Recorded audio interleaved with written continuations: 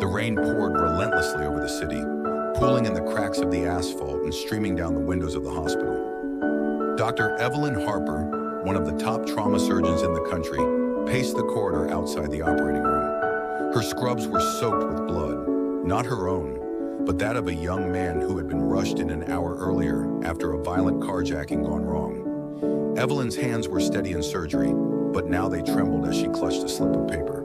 It had fallen from the man's wallet during the rush to stabilize him. Written in shaky handwriting was a single sentence: "Fine doctor." Evelyn Harper. She didn't know the man on the table, or did she? His face was swollen, unrecognizable. The message haunted her. Why had he been looking for her? Who was he? The operating room doors swung open and a nurse emerged. "He's stable, doctor."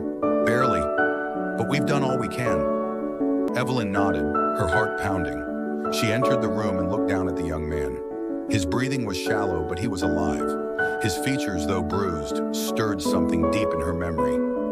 And then it hit her.